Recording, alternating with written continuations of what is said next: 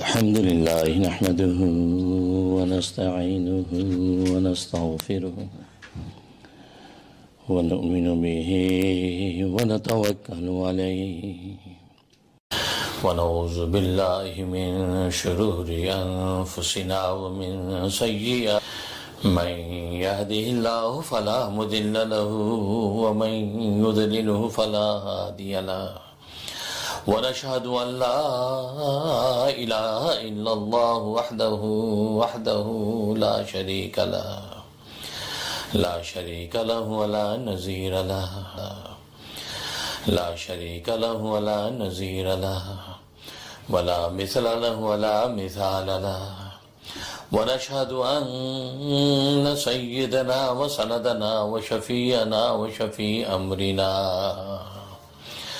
وحبيبنا وحبيب ربنا مولانا محمدا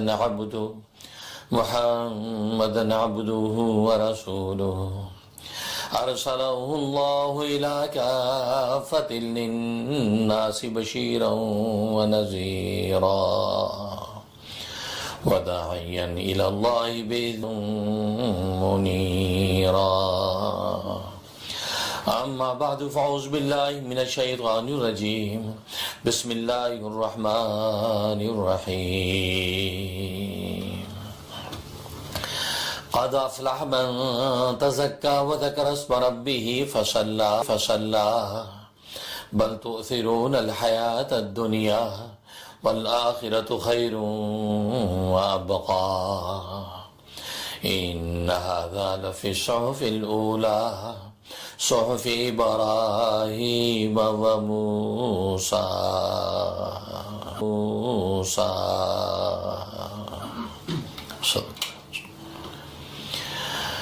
بزرگان محترم، برادرین عزیز اور میری اسلامی بہنیں، اللہ تبارک و تعالی نے فطری اعتبار سے انسان کے قلب میں دو جذبے جذبوں کے تحت انسان زندگی گزارتا ہے۔ دو کے بعد بظاہر کو تیسرا جذبہ نہیں ہے۔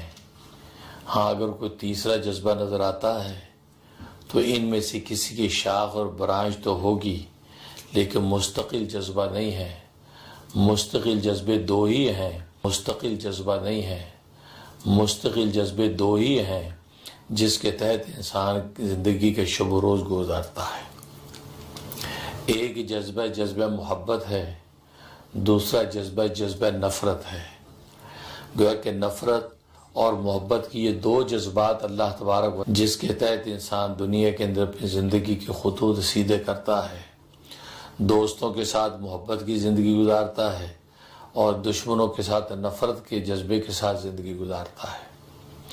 اور ظاہر ہے کہ دنیا کے اندر انسان یا تو کسی کا دوست ہے یا کسی کا دشمن ہے، کیونکہ دو لوگ ہیں جو آپ سے محبت کرتے ہیں یا آپ ان سے محبت کرتے ہیں، گویا کہ وہ لوگ آپ کے دوست ہیں، اور بعض وہ لوگ ہیں جو آپ کے دشمن ہیں، آپ سے نفرت کرتے ہیں۔ تو گویا کہ دو ہی طرح کے طبقے ہیں جن کے اندر رہ کے انسان دنیا کے شب و روز طے کرتا ہے۔ لہذا دوستوں کے ساتھ محبت کا جذبہ اور دشمنوں کے ساتھ نفرت کا جذبہ، اسی انداز سے انسان یہ شب و روز اپنی زندگی کے خطوط طے کرتا ہے۔ لیکن عجیب بات یہ ہے کہ محبت کا جذبہ دائمی اور بنیادی ہے اور نفرت کا جذبہ یہ عارضی ہے۔ گویا کہ یہ ایک رد عمل کے طور پہ انسان کے اندر نفرت کے جذبات ظاہر ہوتے ہیں، عداوت کے جذبات ظاہر ہوتے ہیں، لیکن اصل اور بنیادی جذبہ اس کا دائمی محبت ہے۔ تو گویا کہ اللہ تبارک و تعالی نے انسان کی گھٹی کے اندر جو جذبہ رکھا ہے وہ جذبہ محبت ہے۔ محبت کے تحت وہ انسان دنیا میں زندگی گزارتا ہے۔ لیکن نفرت اور عداوت یہ ایک وقتی چیز ہے، ایک عارضی اور ٹیمپریری چیز ہے۔ یہ کچھ حالات کے تحت سامنے آتا ہے، کچھ احوال سامنے آتے ہیں تو اس پر یہ جذبہ ابھرتا ہے۔ گویا کہ کچھ اعمال کا رد عمل بھی جذبہ سامنے آتا ہے۔ تو گویا کہ نفرت کا جذبہ یہ عارضی اور وقتی ہے، لیکن محبت کا جذبہ یہ دائمی اور بنیادی ہے جو اللہ تبارک و تعالی نے انسان کی گھٹی میں رکھا ہے۔ اور اس سے عجیب بات یہ ہے کہ نفرت اور عداوت کے جذبے کی اصل بھی محبت ہی ہے کہ وہ اصل میں محبت ہی کا تقاضا ہوتا ہے کہ انسان وہ وقتی طور پہ نفرت ظاہر کرتا ہے یا وقتی طور پر عداوت ظاہر کرتا ہے. مثلا ابا اپنے اولاد کی اصلاح و تربیت کے لیے ان سے نفرت ظاہر کرتا ہے، ان کی پٹائی کرتا ہے، ان کے کان کھینچتا ہے، نفرت کا اظہار کرتا ہے، لیکن اصل میں ان کے کان کھینچتا ہے، نفرت کا اظہار کرتا ہے، لیکن اصل میں یہ نفرت کا اظہار اس کے حلق تک ہے، قلب تک نہیں ہے. ہاں قلب کے اندر اصل میں محبت کا جذبہ ہے، اس محبت کے جذبے کے تحت یہ نفرت کا اظہار کرتا ہے. یہ اولاد پر غصے ہوتا ہے، غضبناک ہوتا ہے. کیوں؟ وہ اصل میں ان کی اولاد پر غصے ہوتا ہے، غضبناک ہوتا ہے. کیوں؟ وہ اصل میں ان کی تربیت کرنا چاہتا ہے، تربیت کر کے وہ ایک اچھا انسان بنانا چاہتا ہے. اس لیے وقتی حالات کی وجہ سے وہ نفرت کا اظہار کرتا ہے، ڈانٹ ڈپٹ کرتا ہے. گویا کہ اس ڈانٹ ڈپٹ اور اس سختی اور غضب کا منشا بھی محبت ہی ہوتا ہے، تاکہ میرا بشر کے اندر مفید ثابت ہو، اللہ کا اچھا عابد بھی ہو اور خلق خدا کا اچھا خادم بھی ہو. تو معلوم یہ ہو کہ اصل جذبہ محبت ہی نکلا، کیونکہ نفرت عداوت کا جذبے کا منشا بھی محبت ہے. جیسے خود قرآن کریم میں اللہ تبارک و تعالی ارشاد فرماتے ہیں کہ ظہر الفساد فی البر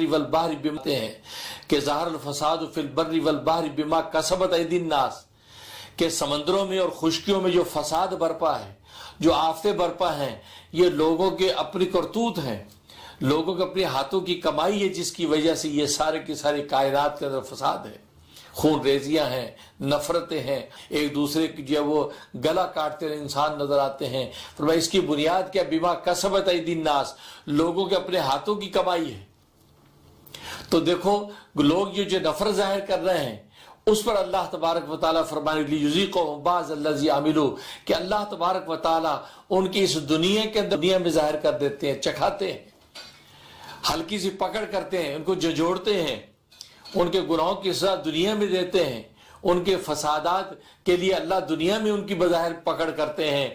کیوں کرتے ہیں؟ لعلہم یرجعون، تاکہ یہ واپس لوٹ آئے، یعنی گویا کہ اچھے انسان بن جائے، یہ توبہ کر لیں، اپنے مالک کو پہچان لیں، اپنے رازق کو پہچان لیں. تو معلوم ہوا کہ یہ اللہ تبارک و تعالیٰ کو دنیا کے اندر جو ہے یہ عداوت ظاہر کرنا اور یہ جو ظالموں کے اوپر ظالموں کے ظلم کی سزا ان کو دینا، اس کی بنیاد بھی کیا نکلی؟ فرمایا لعلہم یرجعون، تاکہ یہ توبہ کر لیں، یہ اللہ کی طرف لوٹ آئیں، توبہ کر لیں، یہ اللہ کی طرف لوٹ آئیں.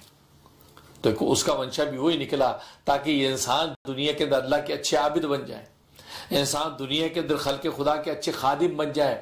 اس لیے اللہ تبارک و تعالیٰ دنیا کے اندر جو وقتی طور پہ سزا دیتے ہیں، وقتی طور پہ ان پر عذاب نازل کرتے ہیں.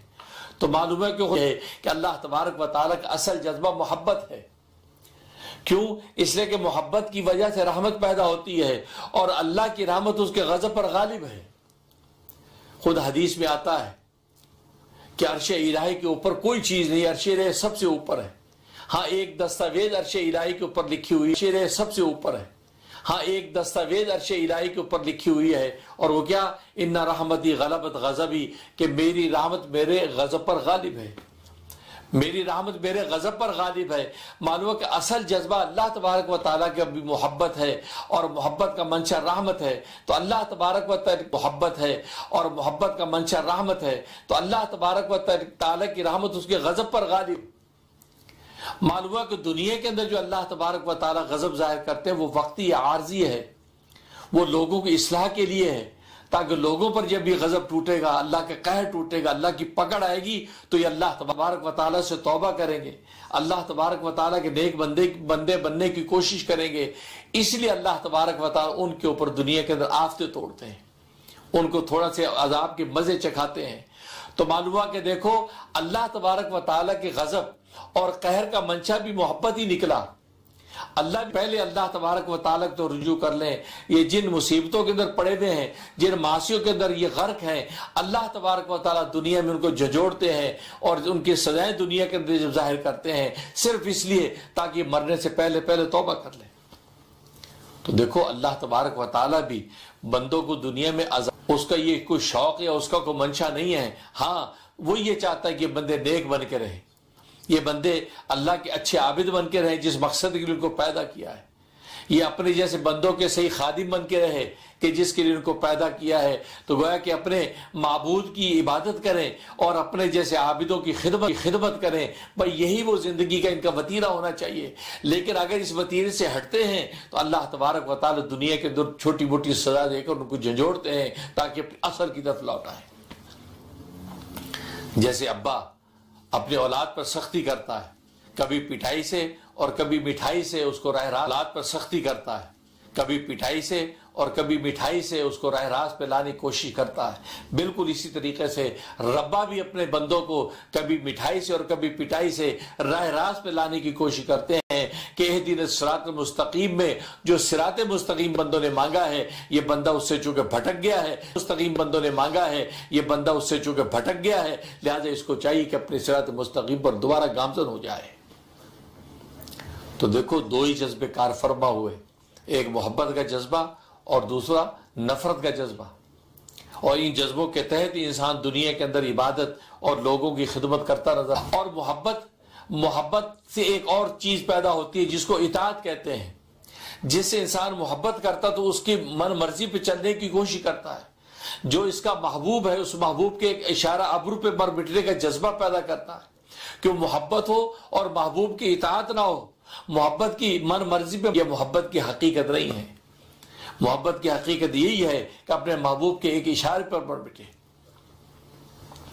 تبھی تو نبی کریم صلی اللہ علیہ وسلم ارشاد فرماتے ہیں لا خیر فی من لا یولف ولا یولف، کہ اس شخص میں کوئی خیر ہی نہیں ہے کہ جو نہ خود کسی سے محبت کرے اور نہ کوئی اس سے محبت کرے. نہ کوئی اس کا محبوب یہ کسی سے محبت کرتا ہی نہیں ہے، یہ دونوں پہلوؤں سے محبت سے محروم ہے.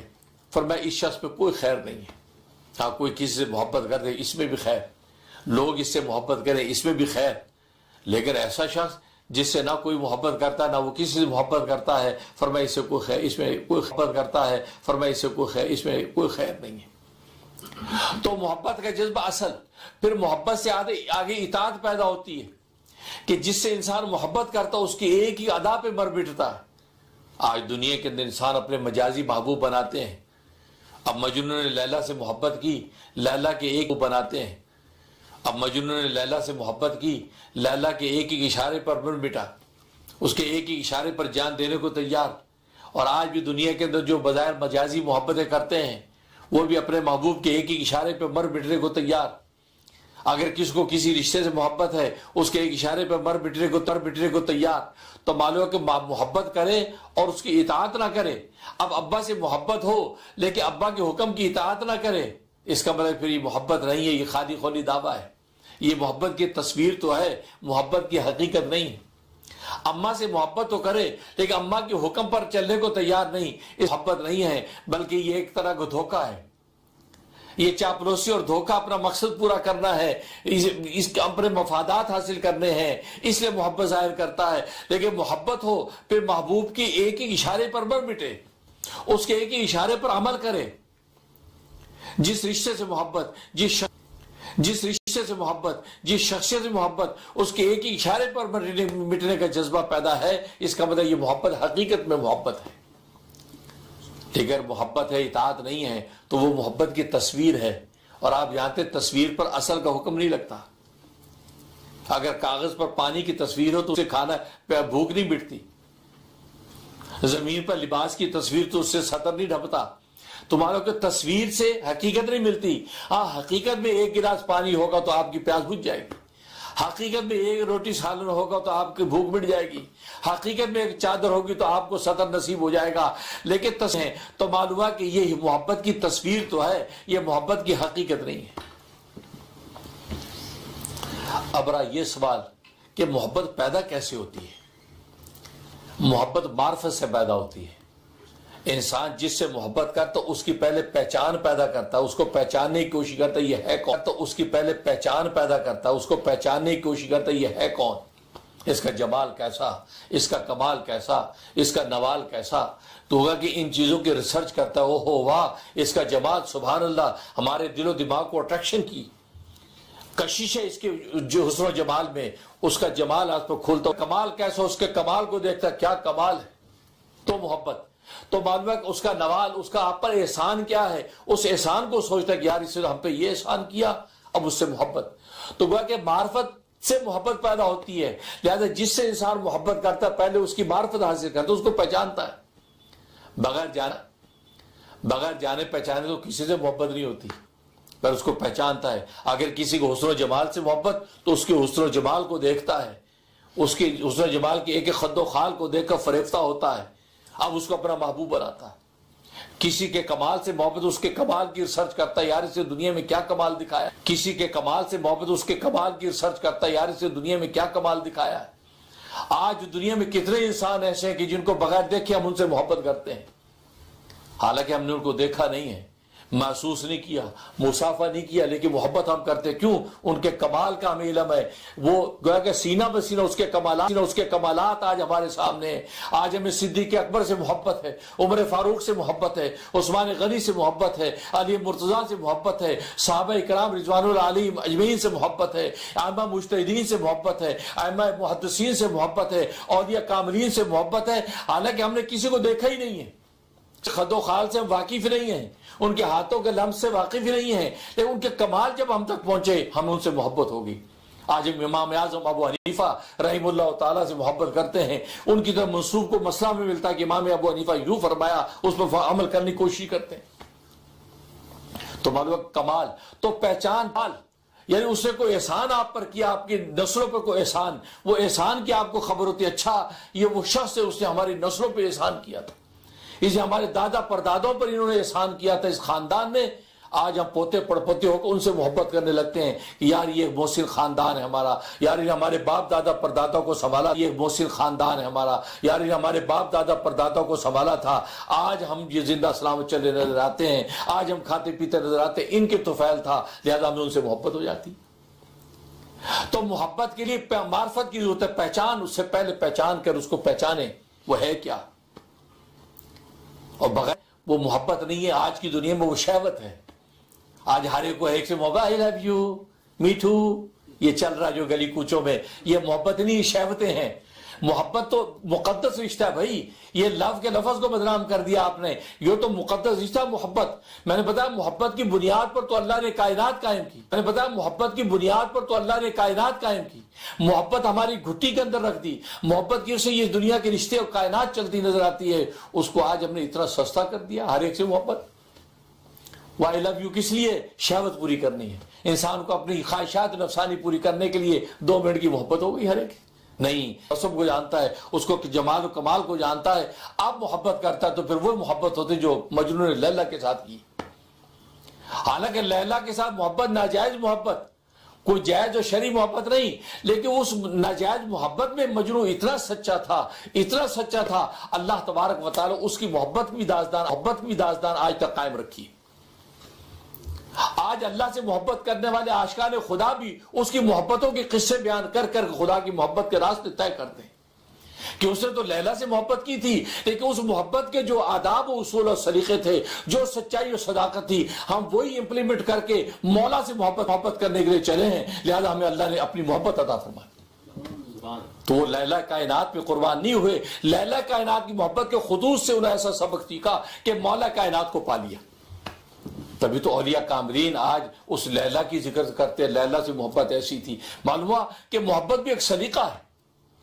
تو معلوم یہ ہوا کہ بالکل اسی طریقے سے دنیا کے اندر جو محبتیں ہیں یہ حقیقت کے ساتھ جب سامنے آتی ہیں تو اللہ تبارک و تعالیٰ اپنی منزل عطا کر دیتے ہیں. کہ لیلا کے ساتھ ناجائز محبت کرنے والا جب اپنی محبت میں سچا نکلا تو اللہ نے اس کی داستان قائم رکھی. تو مولا کے ساتھ میں سچا نکلا تو اللہ نے اس کی داستان قائم رکھی. تو مولا کے ساتھ سچی محبت کرنے والے اگر آ جائیں تو کیا اللہ ان کو منزل نہیں دیں گے؟ اللہ تو ان کو ایک لا الہ الا اللہ پر اور ایک سجدے پر اپنا آپ عطا کر دیں گے. کیونکہ اللہ تو وہ محبوب ہے, خود عاشق کی طرف خود دوڑتا ہے. یہاں تو معشوق نخرے کرتے ہیں, اوٹ دوڑتا ہے. یہاں تو معشوق نخرے کرتے ہیں, اوٹ میں جاتے ہیں. لیکن اللہ ایسا محبوب ہے, فرمایا کوئی اگر ایک بالی میری طرف آئے تو میں 2 بالی اس کی طرف آتا ہوں.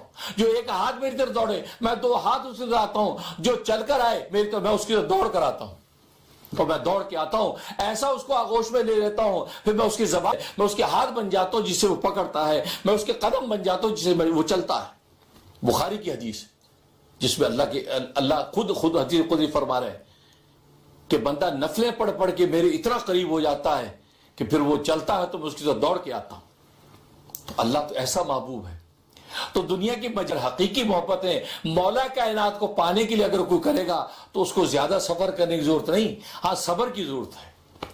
صبر نہیں، صبر کا مطلب ہے کہ بس وہ ویلا نہ کرے، جی کب سے سجدے میں گر رہے خدا ملا ہی نہیں، کب سے قیاموں میں کھڑے خدا ملتا ہی نہیں، کب سے روزوں میں بھوکے پھرے خدا ملتا ہی نہیں۔ یہ کیوں بھوکا پیاسا رہنا یہ خدا کے ملنے کا نشان ہے، ملنے کی علامت ہے۔ اس کا مطلب اللہ تمہیں مل گیا ہے، یہ اللہ کے ملنے کی علامت ہے۔ تم سجدے میں گرے ہوئے ہو، تمہارا سر اللہ کے قدموں میں ہے، اللہ نے اپنی محبت کے سفر میں تمہیں گامزن کر دیا، اس کا مطلب ہے کہ بس اللہ تمہیں مل گیا ہے۔ باقی اس منزل کی تو انتہا ہوتی نہیں، جس عشق کی انتہا ہو جائے وہ عشق نہیں ہوتا۔ دنیا میں کوئی ایسا عشق نہیں جس کی انتہا ہو۔ منزل مل گئی، منزل نہ ملنا اس عشق کی علامت ہے۔ خدا کے راستے پہ چلنے کا عشق ایسا ہے کہ اس کی منزل نہیں ہوتی۔ اب دیکھو حج کے لیے ہم جاتے ہیں، عمرے کے لیے، اب دیکھو حج کے لیے ہم جاتے ہیں، عمرے کے لیے جاتے ہیں، بظاہر یہ ایک عشق کا سفر ہے، لیکن اس سفر کی کوئی انتہا نہیں ہے۔ ہم سفر بھی رہتے ہیں، ایون اس کے گھر پر پہنچ کر، بیت اللہ میں پہنچ کر بھی وہاں ٹک کر نہیں بیٹھتے، وہاں پر بھی حکم ہے کہ طواف کرتے رہو، وہاں بھی چکر کاٹ رہے ہیں، صفا مروہ میں دوڑ رہے ہیں، پھر مینا میں جا رہے ہیں، پھر عرفات میں جا رہے ہیں، پھر مزدلفہ میں جا رہے ہیں، پھر مینا میں قربانیاں کر رہے ہیں، پھر آ کے پھر طواف کر رہے ہیں، پھر اسی طرح چکر ٹک کے تو بیٹھے نہیں کہیں۔ یہ کیسا سفر ہے؟ یہاں تک کہ طواف ویدا کرنے کے بعد واپس اپنے وطن لوٹ رہے ہیں۔ یہ عشق کی انتہا کبھی نہیں ہوتی۔ اور پھر خدا کے عشق کی انتہا، خدا کو پانی کی منزلیں تو اتنی کہ اس کی کوئی انتہا ہی نہیں۔ فَاعْبُدْ رَبَّكَ حَتَّىٰ يَأْتِيَكَ الْيَقِينُ، قرآن میں اللہ تبارک و تعالیٰ نے فرما دیا کہ اے بندے تو اپنے رب کی عبادت کرتا رہے یہاں تک کہ تجھے یقین آ جائے، یعنی یہاں تک کہ تجھے موت کرتا رہے، یہاں تک کہ تجھے یقین آ جائے، یعنی یہاں تک کہ تجھے موت آ جائے۔ موت تک کا سفر ہے، یہ موت تک کا سفر ہے یہ۔ اس کے اندر دنیا میں منزل ملنے کا کوئی سوال نہیں ہے۔ اب یہ کہ جی ہمیں اللہ ملا ہی نہیں، ارے خدا نے تجھے پکار کی توفیق دی، ہاتھ پھیلانے کی توفیق دی، اس کا مطلب اللہ تجھے مل گیا ہے، کیونکہ اللہ کے ملنے کے اپنے ہیں۔ آپ نے جو مانگا وہی دے دیا، یہ اللہ کا یہ انداز نہیں ہے۔ ہاں بس اوقات وہی دے دیتا ہے، بس اوقات اس سے بہتر دے دیتا ہے، بس اوقات اس کی وجہ سے بڑی بلائیں آپ سے ہٹا دیتا ہے، بس اوقات جو مانگے ہوئے کا بدلہ آخرت کے لیے جمع کر دیتا ہے۔ چنانچہ حدیث میں کہ 3-4 طریقے اللہ تبارک و تعالیٰ کے عطا کرنے، اور حدیث 3-4 طریقے اللہ تبارک و تعالیٰ کے عطا کرنے، اور حدیث میں آتا ہے کب روز قیامت میں وہ دعائیں جو دنیا کے اندر ظاہر نہیں ہوئیں، وہاں پر اللہ تبارک و تعالیٰ ان کا اتنا بڑا انعام عطا کریں گے، اتنا عطا کریں گے کہ بندہ یہ اس وقت تمنا کرے گا کاش دنیا میں میری ایک بھی دعا قبول نہ ہوتی، ایک۔ اور آج دنیا کے اندر بے چین ہو کہتے یار ہم نے جو مانگا تو ملا ہی نہیں، ہم نے جو دعا کی تھی یار قبول ہی نہیں، لگتا اللہ ہم سے اللہ ناراض ہے، یار لگتا اللہ ہماری سنتا ہی نہیں ہے۔ نہیں، اللہ سمیع بصیر، سنتا بھی ہے، دیکھتا بھی ہے، اور اس کو پتہ ہے کس کو کب اور کیسے دینا۔ آج ماں اپنے بچے کو اس کا مانگا ہوا دیتی نہیں ہے، وقت نہیں، ابھی دودھ کا وقت۔ ابا اس کو دینے لینے کے اندر سلیقے اور آداب دیکھتا ہے، تو کیا ربا آپ سے محبت نہیں کرتا کہ اس کو پتہ ہے کہ کس وقت کیا دینا، اور آپ بے چین ہو کے کہتے ہیں کہ ملا ہی نہیں۔ یہ تو سفر ایسا ہے، بس چلا چل قطع راہ عشق اگر منظور ہے، بس چلا چل قطع راہ عشق اگر منظور ہے، یہ نہ دیکھے ہم سفر نزدیک ہے یا دور ہے، مشکلیں عاشق کو ہیں پس قبل از دیوانگی، کچھ دنوں غم سہ لیا پھر عمر بھر مسرور ہے۔ یہ تو صبر کا سفر ہے، یہ سفر بہت مختصر ہے کہ صبر کا سفر ہے، یہ سفر بہت مختصر ہے کہ صبر تحمل سے چلتے چلے جاؤ، اللہ تبارک و تعالیٰ اپنی آغوش کھول کے بیٹھا ہے۔ تو محبت کے لیے معرفت کی ضرورت ہے۔ جب تک آپ کو کائنات کی معرفت نہیں ہوتی تو کائنات سے آپ کو محبت نہیں ہوتی۔ تو رب کائنات کی جب تک معرفت نہیں ہوگی تو رب کائنات سے آپ کو محبت کیسے ہوگی؟ آپ نے رب کو پہچانا نہیں تو محبت کیسے ہو جائے گی؟ اس میں قرآن کریم میں فرمایا وَمَا خَلَقْتُ الْجِنَّ وَالْإِنسَ إِلَّا لِيَعْبُدُونَ، اللہ فرماتے ہیں کہ میں نے جنوں اور انسانوں کی تخلیق محض اپنی عبادت کے لیے کی ہے۔ اللہ تعالیٰ فرماتا ہے لیعبدون سے مراد ہے لیعرفون، کہ میں نے جنوں اور انسانوں کی تخلیق اس لیے کی تاکہ مجھے پہچانے۔ مجھے پہچانیں، میری معرفت حاصل کریں، میری ذات و صفات کی جب ان کو معرفت ہو جائے گی تو آٹومیٹکلی سجدے میں گر جائیں گے، آٹومیٹکلی عبادت کے لیے کھڑے ہو جائیں گے۔ ان کو عبادت کے لیے آٹومیٹکلی عبادت کے لیے کھڑے ہو جائیں گے۔ ان کو عبادت کے لیے معرفت چاہیے، جب مجھے پہچان لیں گے تو خود ہی سجدے میں گریں گے۔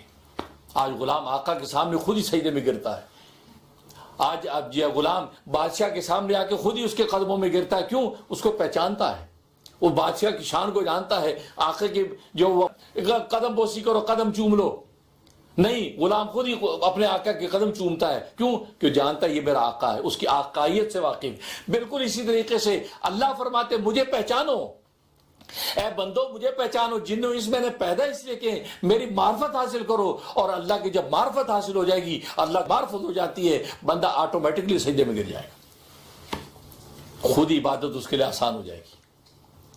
اس لیے میں نے کہا کہ معرفت، محبت کے لیے معرفت، تو اللہ کی سب سے پہلے معرفت حاصل کو، اس کو پہچانو۔ جب معرفت حاصل ہوئی تو محبت خود پیدا ہوگی، محبت ہونے لگے گی، اللہ تبارک و تعالیٰ محبت ہونے لگے گی، اللہ تبارک و تعالیٰ کے جمال، جس سے ساری کائنات کو جمال بانٹا، تو تم سوچو کہ یار اس کے اپنے جمال کا عالم کیا ہوگا۔ جس ساری کائنات کے اندر کمال بانٹے، اس کے اپنے باکمال ہونے کا عالم کیا ہوگا۔ جس ساری کائنات کے نوال بانٹے ہیں، اس کے اپنے نوال کا عالم کیا ہوگا۔ آج دنیا کے اندر چھوٹا سا ایک حسین محبوب ہم فریفتہ ہو جاتے ہیں، جس رب کائنات نے ساری کائنات میں حسن بانٹے ہیں، اس کے اپنے حسن و جمال کا عالم کیا ہوگا۔ کہ اہل جنت دیکھ کے ایک ہفتہ بے ہوش رہیں گے، جب اللہ دیدار کرائیں گے نا جنت میں، ہفتہ بھر اہل جنت بے ہوش رہیں گے، مدہوش رہیں گے۔ وہ جنت کی ساری نعمتیں ہیچ ہو جائیں گی، وہ حور و قصور کہ جن کی نعمتوں کو دیکھ کر اللہ پوچھیں گے بھی کوئی اور باقی ہے نعمت؟ کہ اللہ میں اس کے بعد کیا حور و قصور، جنت کی نعمتیں، کھانے پینے کے دسترخوان، یا اللہ ایسی نعمتیں، اور تو کوئی نعمت باقی نہیں۔ اللہ وہاں فرمائیں گے، حدیث میں آتا ہے، اپنے علماء سے پوچھو ابھی ایک نعمت باقی ہے۔ وہ بڑے حیران ہو گئے ہیں، وہ بڑے حیران ہو گئے ہیں، جنتیں مل گئیں، حوریں مل گئیں، قصور مل گئے، کیا بات ہے، ماکولات الدسترخوان، من مرضی پہ سب کچھ تھا، کون سی نعمت باقی ہے؟ اب علماء سے جب پوچھیں گے، علماء کہیں گے ابھی ایک نعمت باقی ہے، وہ کیا؟ کہا کہ اللہ کو تو دیکھا ہی نہیں ہم نے، اللہ کا دیدار باقی ہے۔ جس آگے دنیا کے اندر خون بہائے تھے، میدان جہاد کے اندر گردنیں کٹوائیں تھیں، جس اللہ کو صبح شام پکارا تو اس اللہ کو ابھی تک تو دیکھا نہیں ہے، وہ دیکھ لیں گے جس کی محبت کے لیے دنیا کے اندر مشقتیں اٹھائیں تھیں۔ توحید تو یہ ہے کہ خدا حشر میں کہہ دے، یہ بندہ دو عالم سے خفا، میرے حشر میں کہہ دے یہ بندہ دو عالم سے خفا میرے لیے ہے۔ سارے عالم سے منہ موڑ کے میں نے اس خدا کو پکارا، وہ خدا تو ابھی تک دیکھا ہی نہیں۔ علماء کہیں گے اللہ کا دیدار باقی ہے۔ کہیں گے رب العزت تیرا دیدار تو کیا ہی نہیں ہم نے، ہم تو ان نعمتوں میں ایسے غرق ہو گئے، ہمیں یہ خبر ہی نہیں کہ جسے نعمتیں دی ہیں، جنہیں حور و قصور کے حسن آپ دیکھنا ہے۔ اب اللہ تبارک و تعالیٰ دیدار کرائیں گے، جیسے قرآن نے کہا یوم مزید، یعنی جمعے کا دن، یوم مزید قرآن نے کہا، اس کے بعد جمعے کا دن۔ یہ جمعے کا دن یہ معمولی دن نہیں ہے، اس دن کی قدر کرو، یہ عجیب دن ہے۔ یہی دن اللہ تبارک و تعالیٰ وہاں آخرت میں جنت کو دیدار کرایا کریں گے۔ تو جمعے کے دن اسی طرح اجتماع ہوگا اور کرسیاں لگی ہوگی، ہر انسان اپنے اپنے درجے کے اعتبار سے بیٹھا ہوگا، اونچی کرسیاں لگی ہوئی، جیسے اسٹیڈیم ہوتے ہیں نا، کرکٹ کے اسٹیڈیم میں سیڑھیاں لگی ہوتی ہیں، نیچے سے اوپر جاتی ہیں، یعنی کوئی کسی کے دیکھنے میں حائل نہیں ہے، یعنی کوئی کسی کے دیکھنے میں حائل نہیں ہے۔ اور بہت سے لوگ نیچے بیٹھے ہوں گے، یا تو خیر نہیں بیٹھے ہوتے، بہت سے نیچے بیٹھے ہوں گے اپنے درجے کے اعتبار سے، اور پھر اپنے درجے کے اعتبار سے اونچی اونچی چلتے جائیں گے۔ ایسا میدان میں کرسیاں لگی ہوں گی، انبیاء بیٹھے ہوں گے، اولیاء بیٹھے ہوں گے، صلحاء بیٹھے ہوں گے، شہداء بیٹھے ہوں گے، تبارک و تعالیٰ پر دیدار کروائیں گے۔ اللہ اکبر، اس دیدار کی لذت، اس حسن و جمال کی ملونی دیکھ کر اہل جنت میں سے وہ جو چھوٹے درجے کے اہل جو نیچے زمین پہ بیٹھ کے دیدار کر رہے ہوں گے، ایک ایک ہفتہ تک بے ہوش رہیں گے، ان کو ہوش ہی نہیں آئے گا، وہ مدہوش ہو جائیں گے آپ کے حسن و جمال کو دیکھ کر، اللہ کی حسن و جمال کو دیکھ کر بے ہوش ہو جائیں گے۔ ان کو فرمایا کہ ان کے جنت کی نعمتیں ان کے لیے ہیچ ہو جائیں گی۔ کہا یہ تو کچھ بھی نہیں جو ملا ہمیں، یہ تو دیدار تو باقی تھا۔ اور ظاہر ہے کہ جس اللہ کی ذات کے اندر ساری کائنات کی حسن و جمال بند ہوں، اس ذات پہ نگاہ پڑ جائے تو ذات کے اندر ساری کائنات کی حسن و جمال بند ہوں، اس ذات پہ نگاہ پڑ جائے تو ساری کائنات کی حسن و جمال ہیچ ہوں گے کہ نہیں ہوں گے؟ ہوں گے۔ تو دیکھو معرفت، تو معرفت سے محبت، تو معرفت پیدا ہو، اب محبت آٹومیٹکلی پیدا ہوگی۔ اب دنیا میں اللہ کی محبت کیسے پیدا کرے، اللہ کی محبت کیسے پیدا کرے، اللہ کی معرفت کیسے ہوگی جس سے پھر ہم اللہ سے محبت پیدا ہو جائے؟ نبی کریم صلی اللہ علیہ وسلم بڑا آسان نسخہ بتا دیا، کہا کہ اللہ سے محبت کرنے کا آسان نسخہ یہ ہے، تم 3 چیزوں کا تصور کرو، 3 چیزوں کا تصور کیا کرو۔ ایک کیا کہتے ہیں؟ اللہ ہمیں کھلاتا ہے۔ دوسرا سو اللہ ہمیں پلاتا ہے، ٹھنڈا پانی پلاتا ہے ہمیں، ہم پیتے ہیں تو کیسا سکون ملتا ہے۔ اور تیسرا سوچو کہ وہ اللہ تمہارے محبوب نبی سے محبت کرتا ہے، یعنی مجھ سے محبت کرتا ہے۔ یہ سوچو کہ وہ اللہ کیسا ہے، ہمارے پیارے دل میں اپنی محبت پیدا کر دیں گے۔ اور یہ کتنا آسان نسخہ ہے، اللہ ہمیں کھلاتا ہے۔ سوچو، مراقبہ کیا کرو، یہ اللہ نے کھلایا ہے، یہ ہماری مجال نہیں ہے کہ اللہ نے کھلایا ہے۔ یہ ان سے پوچھو جن کے سامنے دسترخوان بچھے ہوئے ہیں، وہ ایک کا ہاتھ نہیں بڑھا سکتے، ساری دنیا کھا رہی ہو، کہتے جی ہمیں ڈاکٹر نے منع کیے۔ ہم کا ہاتھ نہیں بڑھا سکتے، ساری دنیا کھا رہی ہو، کہتے جی ہمیں ڈاکٹر نے منع کیے، ہم کھانا نہیں کھا سکتے۔ اچھا، کھانا نہیں کھا سکتے، پانی نہیں پی سکتے، ہمیں یہ ہو جاتا، بیماریاں لگی ہوئی۔ لیکن آپ سوچو کہ یار اللہ میں اچھا کھلا بھی رہا ہے، اچھا پلا بھی رہا ہے، اور ہمیں لطف لے کے کھاتے ہیں، اور نہ صرف کھلاتا ہے بلکہ پھر ہضم بھی ہو جاتا ہے، پھر فضلات کو بھی خارج کر دیتا ہے۔ یہ اللہ کی عنایت نہیں؟ اس کا مراقبہ کرو۔ اور آج ہم اس پہ تو سوچتے ہی نہیں ہیں۔ بسم اللہ پڑھ لی تو پڑھ لی، نہیں پڑھ تو کھا لیا، بھائی پکا لیا، ہنڈیا پکی کھا لیا۔ نہیں، سوچی اللہ کھلا رہا ہے، کسی کی مجال نہیں کہ کوئی کھلا سکے۔ اور آپ سوچیں زندگی کے اصل 2 ہی کھانا اور پینا ہے، زندگی کا اور کچھ نہیں ہے۔ یہ پوشاکیں، یہ پگڑیاں، یہ امامے، یہ تاج، یہ مکانے کی اصل 2 ہی چیزیں نکلی، ایک کھانا اور ایک پینا۔ اور یہ سبق آپ نے دنیا میں مشاہدہ کر لیا کب؟ جب یہ کووڈ-19 کورونا وائرس آیا تو آپ کو یہ بات سمجھ میں آ گئی نا، سائنٹیفکلی یہ بات ثابت ہو گئی کہ اصل 2 ہی چیزیں ہیں، کھانا اور پینا۔ ہر آدمی گھر میں بیٹھے کھا پی رہا تھا نا، لگوٹا باندھ کے کھا رہا تھا کہ یار کھانا مل جائے۔ اٹلی کے اندر گنے رہے کے لوگ نکلے ہوئے تھے کہ یار ڈبل روٹی مل جائے کہیں سے، ڈبل روٹی چھیننے کے لیے، اور ڈالروں کو انہوں نے سڑکوں پہ پھینک دیا۔ ڈالر کس کام کے، ایک ڈبل روٹی کے قابل نہیں۔ خبروں کے اندر آیا کہ ڈبل روٹی چھیننے کے لیے گنے لے کے پھر ڈبل روٹی مل جائے، تو دیکھو نکلا نا اصل صرف کھانا اور پینا۔ اور یہاں پر بھی گھروں میں سب بند بیٹھے ہیں، باہر نہیں نکل سکتے، کیا ایک کچھا پہن کے گھر میں زندگی گزار رہے ہیں، کوئی پوشاک نہیں، کوٹ ٹائیاں بوٹ سب الماریوں میں، صرف کھانا پینا، لنگی باندھی بھی ہے، بنیان پہنا ہوا ہے، کھانا پینا چل رہا ہے، یا اپنی جاب کر رہی پر کھانا پینا۔ معلوم ہے کہ اصل کھانا پینا ہی ہے۔ تبھی نبی نے کہا کہ کھانے کا سوچو کہ اللہ کھلاتا ہے، یہ کتنی بڑی نعمت ہی پلا رہا ہے۔ اور پیاسا جب ٹھنڈا پانی پیتا ہے کیا حال ہوا، اوہ جھوم جاتا۔ اور تیسرا فرمایا کہ وہ اللہ تو تمہارے پیارے نبی سے محبت کرتا ہے۔ یہ سوچو، بس یہ 3 چیزوں کا تصور کرو گے، اللہ تبارک و تعالیٰ کی محبت تمہارے دل میں پیدا ہو جائے گی۔ اور یہ فطری بات ہے، چھوٹا بچہ معصوم کھلاتی ہے، پلاتی ہے، لاڈ اس کے اٹھاتی ہے، تو وہ بچہ ماں سے محبت کرنے لگتا ہے، ماں کو دیکھتا ہے وہ اس کی طرف دوڑتا ہے۔ اگر ماں کی جگہ خالہ یہ سارے کام کرتی ہے تو خالہ سے اس کو پیار ہو جاتا ہے، یہ دیکھو مجھے دودھ بھی پلاتی ہے، مجھے لاڈ بھی کرتی ہے، مجھے پوترے اور ڈائپر بھی بدلتی ہے۔ وہ معصوم بچے کے شعور کے اندر اس سے پوترے اور ڈائپر بھی بدلتی ہے، وہ معصوم بچے کے شعور کے اندر اس سے محبت اور تعلق پیدا ہو جاتا ہے، اس کو دیکھ کے اٹکیلیاں بھرنے لگتا ہے۔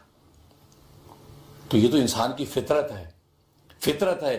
اسے نبی نے فرمایا ان 3 چیزوں کا تصور کرو گے تو اللہ تبارک و تعالیٰ کی محبت، اور اللہ کی محبت جب پیدا ہو جائے گی، اور میں نے کہا یہ اگلا سٹیپ پھر اطاعت ہوگا۔ اللہ اطاعت کرانا چاہیں گے کہ 5 وقت کی نماز ادا کر لو، رمضان کے روزے رکھ لو، سال کی زکاتیں دے دو، اور زندگی کا حج کر لو۔ اب اس اطاعت کے لیے آگے بڑھے گا، کیونکہ ہم تو اس محبوب سے محبت کرتے ہیں، لہذا اس کی ایک ادا پہ مر مٹنے کو تیار ہیں۔ وہ ہمیں سجدے کا حکم دیتا، ہم سجدے میں گرنے کو تیار، یہ وہ تیار، عبادتیں آسان ہو جائیں گی۔ تو محبت کا نتیجہ اطاعت۔ اور اگر اطاعت نہیں ہے، ہاں جی اللہ سے ہمیں بڑی محبت ہے، نبی سے ہمیں بڑی محبت ہے، نہ نماز کی فکر ہے، نہ روزے کی فکر ہے، نہ نبی کی سنتیں اپنی زندگی کے اندر ہیں کہ نبی کھاتے کیسے تھے، پیتے کیسے تھے، سوتے کیسے تھے، زندگی کے اندر ہے کہ نبی کھاتے کیسے تھے، پیتے کیسے تھے، سوتے کیسے تھے، جاگتے کیسے تھے، رفتار و کردار کیا تھا، اخلاق و کردار کیسے تھے، گفت و نشست کیسی تھی، کسی پر کوئی توجہ نہیں، بس ایک اللہ ٹپ زندگی گزر رہی ہے، یہ گزار رہے ہیں، یار دیا امریکہ حدیث امریکہ، یار کوئی نہیں امریکہ میں چلتا ہے یار، بھائی یوں زندگی گزار رہے ہیں، اس کا مت کا نعرہ ہے۔ جب محبت ہوتی تو اطاعت، تو گویا کہ محبت کے لیے معرفت کی ضرورت، اور معرفت حاصل کرنے کے لیے اس بات کا تصور کرو کہ اللہ میں کھلاتا اور پلاتا ہے اور ہمارے نبی سے محبت کرتا ہے، اس سے اللہ کی معرفت پیدا ہوگی۔ جب معرفت اور پہچان کھلے گی آپ پر کہ اللہ کب سے ہمیں کھلاتا چلا آ رہا ہے، محبت پیدا ہوگی۔ اس کے بعد جب محبت پیدا ہوئی، اب اطاعت، اس کی عبادت انسان کے لیے آسان ہوگی، اس لیے کہ محبت کے ساتھ اطاعت لازم ہے، اور اطاعت کا یہ حکم ہے کہ انسان جب اطاعت کرتا ہے اور محبت و اطاعت جب دونوں جمع ہو جاتے ہیں، اب یہ عبادت اپنی اصلی نورانی شکل میں اللہ کے ہاں پہنچتی، نورانی شکل میں اللہ کے ہاں پہنچتی، اللہ کے ہاں پہنچتی اور قبول ہو جاتی ہے۔ اس لیے حدیث میں آتا ہے کہ نماز پڑھ کے فارغ ہوتا ہے تو نماز روشن چہرے کے ساتھ جب جاتی ہے تو دعا کرتی جاتی ہے، اے نمازی جیسے تو نے میرا چہرہ روشن کیا، اللہ تجھے بھی روشن کر دے، تو نے جیسے مجھے آباد کیا۔ محبت کے جذبے کے ساتھ اطاعت کے سجدے کیے ہیں تو نماز خوش ہو کر جاتی ہے، اور فرمایا گا کہ خالی خالی محبت، خالی خالی سجدے دیے، وہ سچی اطاعت کا جذبہ نہیں ہے۔ تو حدیث میں نماز کیا کہتی ہے، اے نمازی جیسے تو نے میرا چہرہ سیاہ کیا، تیرا اللہ چہرہ سیاہ کرے، جیسے تو نے مجھے چہرہ سیاہ کیا، تیرا اللہ چہرہ سیاہ کرے، جیسے تو نے مجھے برباد کیا، اللہ تجھے بھی برباد کرے۔ یہ نماز بد دعا دیتی ہے، عبادت خود بد دعا دیتی ہے، تو بتاؤ اس کی قبولیت میں کوئی شک رہے گا؟ اس سے نماز پڑھو تو ایسی پڑھو کہ سمجھو آخری نماز، کیونکہ ہم اتنے مشاغل سے نکل کے جب نماز میں آخری نماز، کیونکہ ہم اتنے مشاغل سے نکل کے جب نماز میں آتے ہیں 2 رکعت 4 رکعت پڑھنے، اس سے بے چین ہونے کی ضرورت کیا ہے، جلد باز کی ضرورت کیا ہے؟ اب نماز میں جب کھڑے ہو تو ایسے کھڑے ہو کہ بس نہ دائیں کی فکر نہ بائیں کی پرواہ، اور ایک خدا کے سامنے بندہ کھڑا ہے، بس 10 منٹ کی ایسی نماز پڑھ کے جاؤ جو 10 ایسا سجدہ دے کے جاؤ کہ اللہ کے ہاں ساری کائنات کے سجدے قبول۔ لیکن آج ہماری حال یہ ہوتی ہے کہ وہ نماز میں بھی بے چین، جلدی چلو یار، وہ فلاں کام کرنا ہے یار، جاب میں دیر ہو گئی یار، یہ نہ ہو جائے باس نوکری سے نکال دے گا یار، لمبا سجدہ نہیں۔ باس کی حقیقت کیا؟ کوئی حقیقت نہیں۔ باس تمہارا اللہ ہے، اللہ نے لوگوں، رحمان کی 2 انگلیوں کے درمیان لوگوں کے دل ہیں، تمہارے باسوں کے دل اس کے درمیان ہیں، اللہ کی عبادت کا حق ادا کر کے جاؤ، تمہارا باس کوئی چیز بگاڑ سکتا تمہارا، فیصلے وہاں سے ہو رہے ہیں۔ اسے نماز کے لیے آؤ، ایسی نماز پڑھ کے جاؤ تو محبت و اطاعت کا صحیح جذبہ ظاہر ہو، اور یہی وہ حقیقت ہے انسان کی عبادت اور خدمت کی کہ تعالیٰ کے وہ مقام پکڑتی ہے، پہ سجدے میں گرتے ہی اس کے قدم، اس کا سر جو ہے اللہ کے قدموں میں پہنچ جاتا ہے۔ اللہ سے دعا ہے کہ اللہ تبارک و تعالیٰ عمل کرنے کی توفیق عطا فرمائے، آمین۔